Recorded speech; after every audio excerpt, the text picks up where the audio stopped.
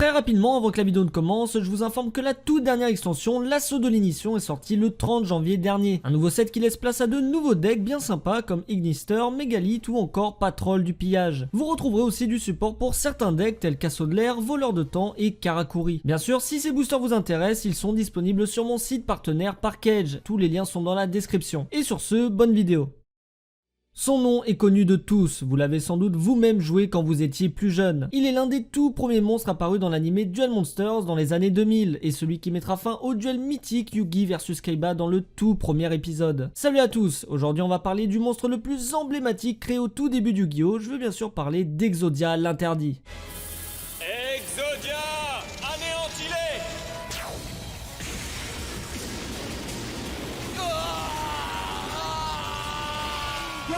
À toi de jouer!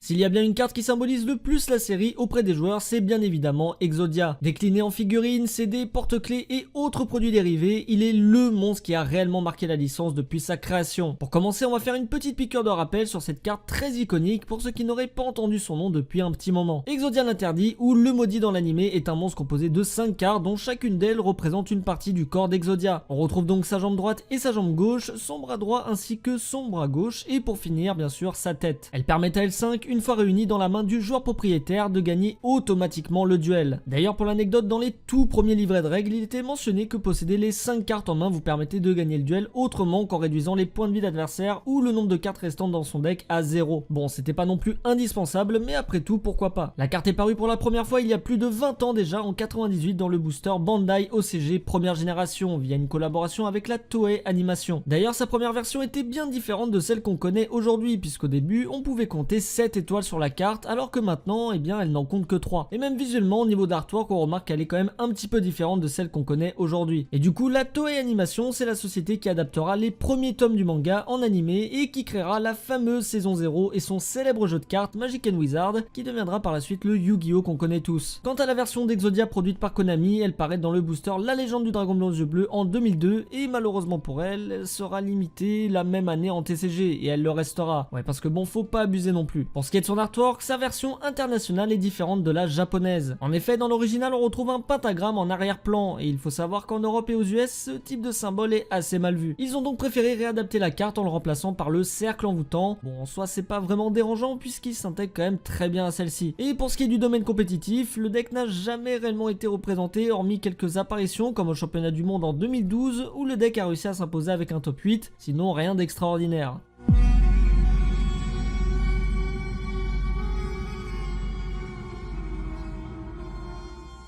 Exodia est invoqué pour la première fois dans le tome 5 du manga Yu-Gi-Oh! Ainsi que dans l'épisode 1 de l'anime éponyme, même si on le voit aussi dans la saison 0 à l'épisode 24. Le monstre est annoncé comme étant le plus puissant de toute la série, mais le fait est que personne n'a jamais réussi à l'invoquer en duel avant Yugi. On peut pourtant supposer que Salomon Muto, ancien détenteur des parties d'Exodia, doit avoir réussi à invoquer ce monstre à au moins une reprise. L'apparition suivante du monstre se fera bien plus tard dans la série, du fait d'un certain fanatique d'insectes qui jugera efficace, pour ne pas affronter ce monstre, et bien de l'envoyer par-dessus bord. On revoit le monstre à la fin du tome 17 du manga où Joey se fait agresser par Jack Hunter, un pilleur de l'ombre qui joue 3 exemplaires de chaque partie d'Exodia. Ouais, c'est un petit peu fort. Dans l'anime, on entend de nouveau parler d'Exodia lors de l'arc Noah où Seto Kaiba affronte Gozaburo Kaiba. Ce dernier joue contre son fils adoptif en utilisant une version alternative du monstre étant Exodia Necros ou Necros Exodia dont on parlera un peu plus tard dans la vidéo. La dernière fois où le monstre mythique est vu, ce sera lors de sa seule défaite dans l'anime Duel Monsters en Égypte antique. Simon, prêtre de la cour du pharaon Athème, avait initialement scellé le dieu dans 5 tablettes de pierre pour maintenir la toute puissance de la créature. Lors de l'affrontement final de l'arc de la mémoire, il utilisera son âme pour faire apparaître Exodia grâce à sa clé du millénium dans l'espoir de terrasser l'incarnation des ténèbres, Zork l'Obscur ou Necrophedus dans le manga. Ready, fight!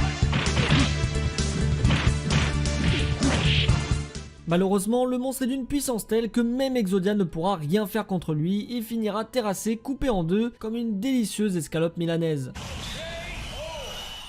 Après ça, Exodia n'apparaîtra plus dans Duel Monsters et ne sera d'ailleurs plus dans aucun manga de l'histoire Yu-Gi-Oh! Néanmoins, ce monstre est de nouveau vu dans l'anime Yu-Gi-Oh! GX. En effet, lors de la 3e saison de l'anime, Yubel est le premier utilisateur d'Exodia. Il le fait alors qu'il possède le corps du fils de Napoléon, aussi appelé Jean-Louis Bonaparte, qui est le sous-directeur de la Duel Academy. Une fois que notre antagoniste récupère les cartes de bête divine, il donne les 5 pièces d'Exodia à Adrian, qui sera alors le dernier dueliste connu à utiliser ces cartes. Il affrontera par la suite Aster Phoenix puis Yubel en utilisant Exodus, monstre que l'on évoquera un peu plus tard dans la vidéo. Néanmoins, après sa défaite contre Yubel, les cartes d'Exodia ne seront plus jamais jouées. Jamais.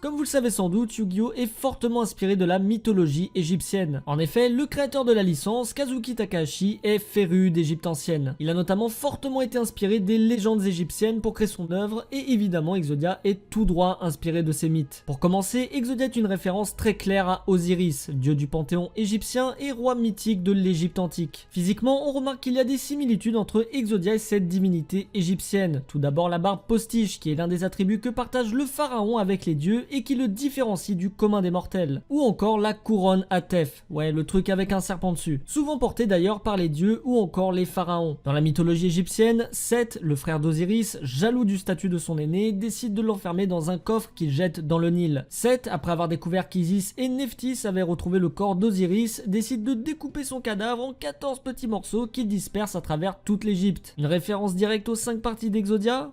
Peut-être bien. Plus tard, le corps d'Osiris fut momifié par Anubis, son enfant, puis reconstitué par Isis qui le ramena à la vie. Telle l'action du dueliste de rassembler les 5 cartes du mythique Exodia et d'ainsi infliger à son adversaire la divine sentence. On peut d'ailleurs supposer de par leur nom commun que Seto Kaiba est une référence au dieu Seth et que sa défaite lors de l'épisode 1 serait alors une représentation de la vengeance d'Osiris sur son frère. De plus, la scène d'Insectoraga jetant les 5 parties d'Exodia dans l'océan lors de l'épisode 3 semble faire référence au moment où Osiris fut lui-même jeté dans le Nil par son frère. Mais ce n'est qu'une théorie. D'ailleurs, à propos de théories, il en existe plusieurs sur l'origine du nom Exodia, mais il se trouve qu'après moult recherches, l'une semble se démarquer des autres. Cette dernière serait que le nom d'Exodia vienne de l'Exode. Or, l'un des livres sacrés hébreux se trouve être le livre de l'Exode qui raconte dans les grandes lignes l'exode des Hébreux sous le commandement de Moïse. Ce dit exode étant justement pour quitter l'Égypte. Dans ce récit, il est question de divers pharaons, mais il est surtout question d'un pharaon nommé parfois plus simplement le roi d'Égypte ou le pharaon de l'Exode, qui serait justement un pharaon dont le nom n'est mentionné à aucun moment dans l'œuvre originale. Un pharaon sans nom? Histoire assez commune, vous trouvez pas? Il est néanmoins de l'avis de certains historiens que ce pharaon sans nom s'opposant à Moïse puisse être Merenptah, 13e fils de Ramsès II. Le plus surprenant avec ce pharaon, c'est qu'il rassemble visuellement de nombreux points qui peuvent l'associer avec Exodia. Aussi bien la barbe postiche que le serpent Uraeus qui sont des éléments que l'on retrouve sur leur visage. Ah, et du coup pour ce qui est des mots interdits ou maudits dans le nom d'Exodia, cela pourrait faire référence à son enchaînement obligatoire du fait de sa puissance infinie impossible à maîtriser.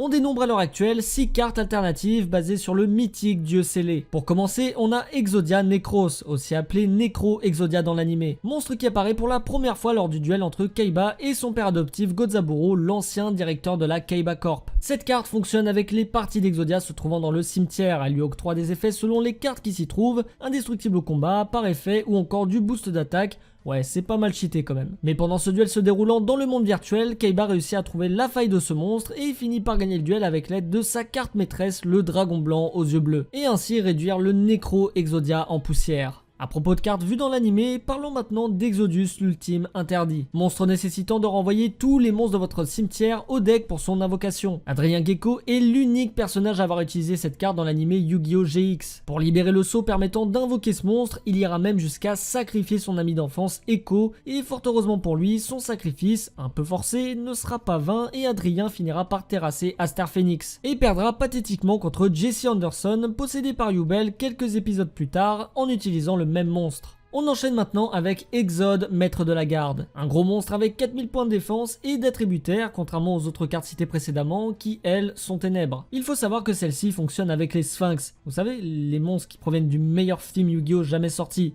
C'est absolument faux. D'ailleurs, son design se rapproche beaucoup de celui d'Exodia, mais celle-ci n'apparaît pas dans l'anime et n'est sortie que dans le deck de structure La Forteresse Invincible en 2006. Monstre privé de ses chaînes d'entrave, on a ensuite l'incarné du légendaire Exodia. Objectivement, c'est la version bien cheatée d'Exodia, pas affectée par des effets, peut monter jusqu'à 5000 points d'attaque, permet en plus de faire de la pioche, bref, c'est très fort. Dans les sorties récentes, on a bien sûr Exodia le défenseur légendaire, un monstre de niveau 10 qui gagne de l'attaque selon le nombre de monstres sacrifiés pour l'invoquer. Ah, et au passage, s'il détruit un monstre ténèbre démon de votre adversaire au combat, eh bien on gagne le duel à la fin de la damage step. Son effet pourrait d'ailleurs être une référence à l'arc de l'Égypte antique où Exodia affronte Zork et que le dieu scellé aurait été capable de sauver l'Égypte s'il avait réussi à vaincre les ténèbres eux-mêmes, à savoir Zork l'Obscur. Mais ça ne reste qu'une théorie. Et pour terminer, le vrai Exodia, c'est un peu la contrefaçon d'Exodia si on veut, puisque son effet n'accorde pas la victoire à celui qui la joue, mais à l'adversaire si les seuls monstres présents sur tous les terrains sont lui-même et 4 monstres normaux interdits. La carte idéale à offrir à votre adversaire pendant le duel évidemment.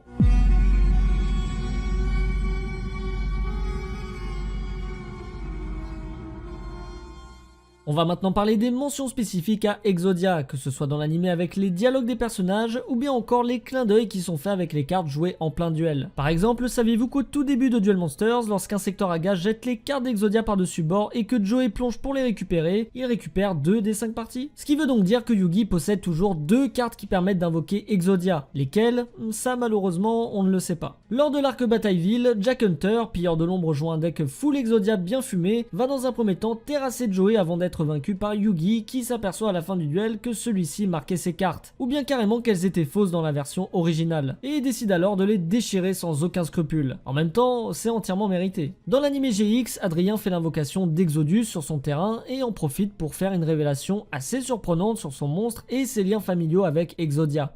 Il est un peu comme un cousin éloigné d'Exodia. Génial!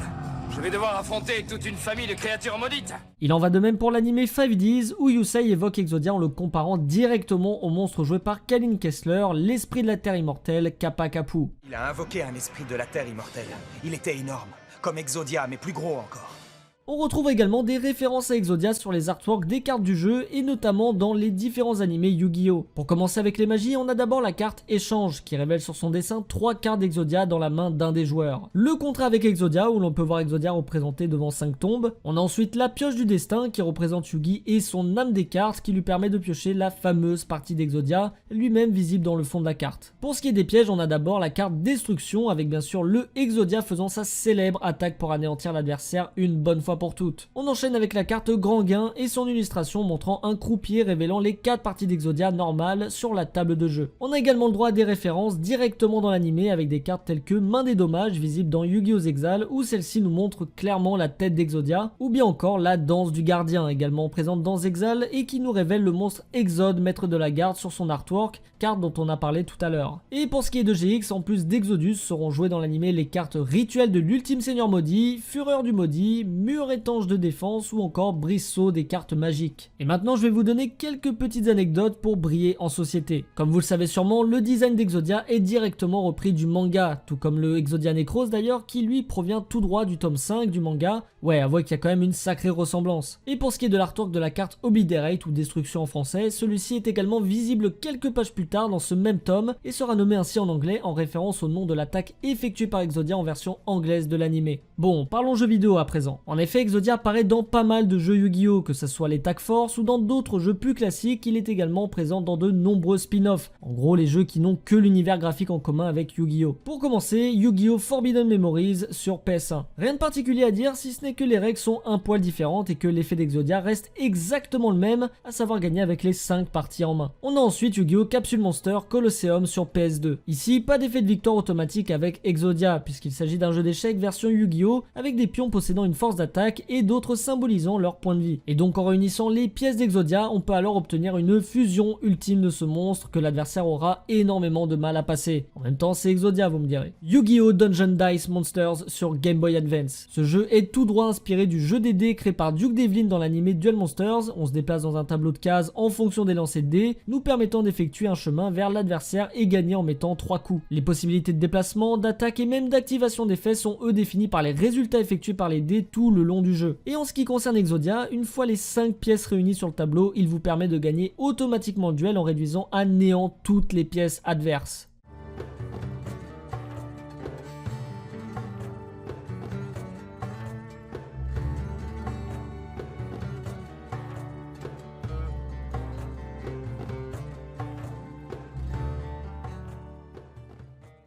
Bref, Exodia est le monstre incontournable de Yu-Gi-Oh! Qui a marqué les esprits de par son histoire mais aussi par son omniprésence dans les différents animés, les jeux ou bien encore les cartes à jouer. Bien sûr, il n'est pas le seul à avoir inscrit son empreinte dans la licence car croyez-moi, Yu-Gi-Oh! A son lot de monstres bien emblématiques comme il faut. Sur ce, c'était tout pour cette vidéo, j'espère sincèrement qu'elle vous aura plu et surtout qu'elle vous aura permis d'en savoir un peu plus sur ce monstre symbolique de Yu-Gi-Oh! Qu'est Exodia l'interdit. Comme d'habitude, je vous invite à laisser le fameux pouce du millénium si vous avez apprécié la vidéo, ça ferait énormément plaisir et évidemment n'hésitez pas à vous abonner en activant la petite cloche, c'est toujours très apprécié comme d'habitude. N'hésitez pas à suivre également les réseaux de Ruijin et Iceberg, deux amis qui m'ont aidé à écrire la vidéo, donc un gros merci à eux bien sûr. Vous pouvez aussi me suivre sur Twitter, Instagram et Facebook, les liens sont juste en dessous. Et puis sur ce, c'était tout pour moi, je vous dis à la prochaine tout le monde et d'ici là, portez-vous bien. Allez, ciao!